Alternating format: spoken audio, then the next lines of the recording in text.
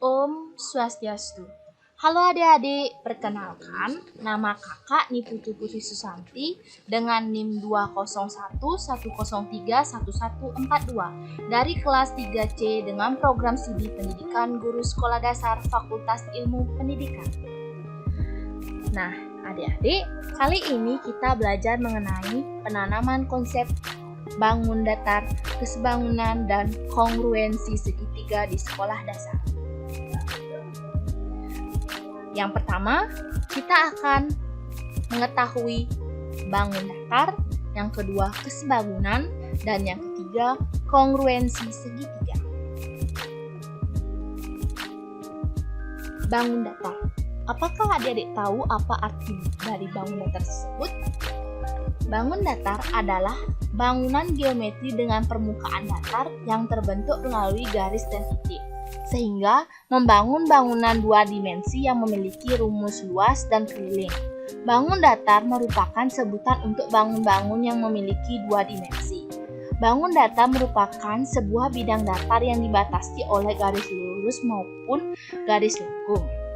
Ada 8 bangun datar, yakni ada jajar genjang, persegi, segitiga, trapesium, persegi panjang, lingkaran, belah ketupat, dan layang-layang. Yang pertama, kita akan membahas mengenai persegi dan persegi panjang. Persegi merupakan macam-macam bangun datar yang mempunyai 4 sisi. Keempat sisi dari persegi sama panjang dan keempat sudutnya siku-siku atau 90 derajat. Rumus luas persegi adalah sisi kali sisi atau L sama dengan S kali S. Rumus keliling persegi adalah 4S atau bisa disebut dengan 4 kali S, seperti contoh yang sudah kakak cantumkan.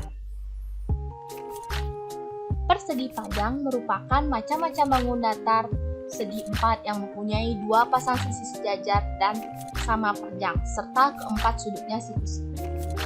Persegi panjang memiliki 2 panjang sisi yang sama. Sisi persegi panjang lebih panjang adalah panjangnya, sedangkan sisi yang lebih pendek adalah lebarnya. Rumus luas persegi panjang adalah panjang kali lebar atau P kali L. Sedangkan rumus keliling persegi adalah 2 kali P tambah L. Kita ke pembahasan yang kedua, yaitu segitiga dan trapesium. Segitiga merupakan macam-macam bangun datar yang memiliki 3 buah sisi dan mempunyai 3 buah titik sudut. Segitiga memiliki 3 sisi dan 3 sudut. Semua sisi sudut bisa memiliki ukuran yang berbeda.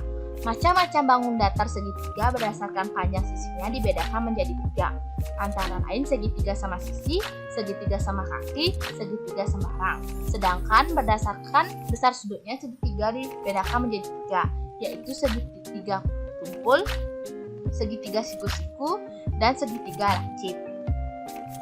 Luas segitiga adalah alas kali tinggi dibagi 2 atau bisa luas segitiga yaitu setengah kali A kali T atau setengah kali alas kali tinggi. Sedangkan keliling segitiga adalah A ditambah B ditambah C karena segitiga memiliki 3 buah titik sudut. Trapesium merupakan macam-macam bangun datar berupa segi 4 yang memiliki sepasang sisi yang sejajar. Trapesium memiliki sepasang sisi yang sejajar. Panjang sisinya mungkin bisa berbeda, seperti contoh yang sudah kakak cantumkan pada kali ini. Rumus luas trapesium adalah L sama dengan setengah kali A tambah B dikali T. Sedangkan keliling trapesium yaitu AB ditambah BC ditambah CD ditambah DA. Ke pembahasan ketiga, yakni tentang jajar genjang dan layang-layang. Jajar genjang adalah salah satu macam bangun datar berupa segi 4 dengan sisi-sisi yang berhadapan sama panjang dan sejajar. Jajar genjang memiliki sisi yang berhadapan dan panjang sudut yang sama besar. Rumus luas jajar genjang adalah luas sama dengan A kali T, sedangkan keliling jajar genjang adalah 2 dikali A ditambah B. Layang-layang. Apakah adik-adik tahu atau mengetahui apa itu layang-layang? Layang-layang merupakan macam-macam bangun datar yang berupa segi 4. Layang-layang terbagi atas dua diagonal yang berbeda ukurannya. Bangun dua dimensi ini mempunyai dua pasang yang berdekatan sama panjang dan kedua diagonal berpotongan tegak lurus. Rumus luas layang-layang adalah luas sama dengan setengah kali D1 kali D2. Rumus keliling layang-layang adalah A ditambah B ditambah C ditambah D, atau bisa 2 kali A ditambah C. Ke pembahasan yang keempat, belah ketupat dan lingkaran. Belah ketupat adalah bangun datar berupa segi 4 keempat sisinya sama panjang dan kedua diagonalnya saling berpotongan tegak lurus. Dua sudut adalah sudut lancip lebih tertutup dan dua sudut tumpul lebih terbuka. Sifat belah ketupat antara lain semua sisinya sama panjang, sudut yang berhadapan sama besar, kedua diagonalnya tidak sama panjang dan berpotongan tegak lurus. Rumus luas belah ketupat adalah setengah kali diagonal 1 dan diagonal 2, atau D1 kali D2. Rumus keliling belah ketupat adalah S ditambah S ditambah S ditambah S, atau S dikali 4, karena belah ketupat memiliki 4 sisi. Sedangkan lingkaran adalah macam-macam bangun datar yang terbentuk dari himpunan sebuah titik persekitaran yang mengelilingi suatu titik asal dengan jarak yang sama. Jarak tersebut biasanya dinamakan R atau radius atau bisa disebut dengan jari-jari. Lingkaran memiliki simetri lipat dan simetri putar yang tidak terhingga jumlahnya. Rumus luas lingkaran adalah luas sama dengan pi dikali jari-jari atau R kuadran. Rumus keliling lingkaran adalah pi dikali diameter atau pi dikali R kuadrat. Lingkaran memiliki berbagai macam seperti tali busur, tembereng, busur,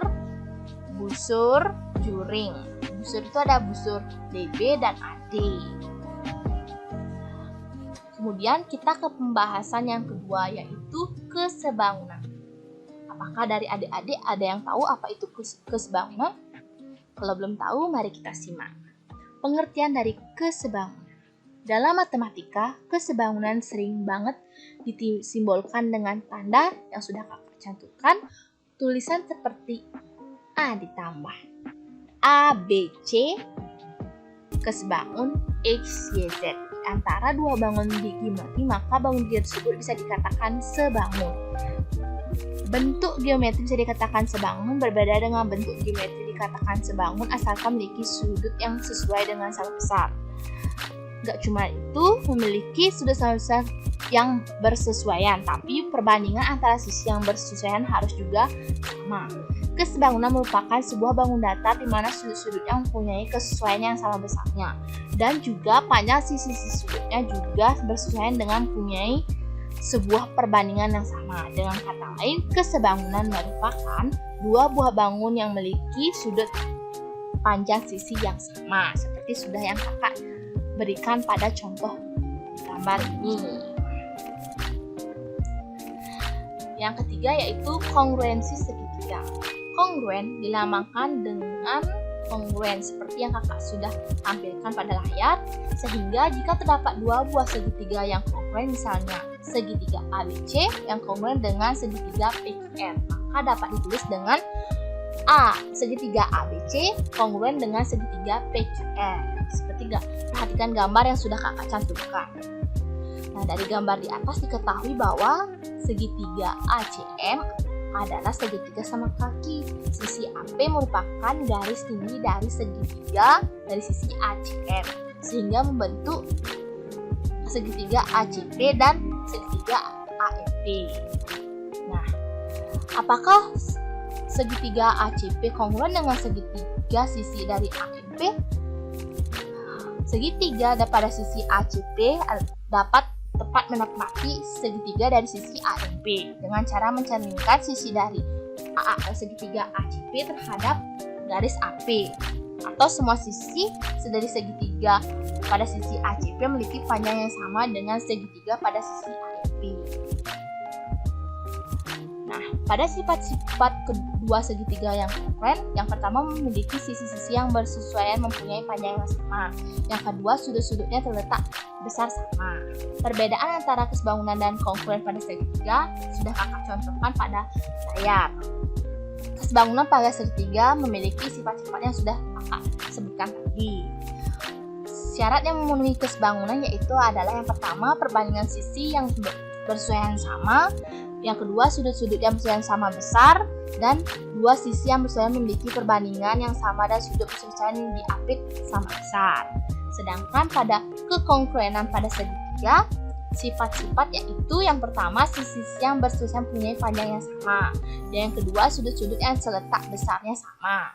Sedangkan syaratnya yang memenuhi kongruenan yaitu yang pertama, ketiga sisi yang bersesuaian dari dua segitiga itu sama panjang.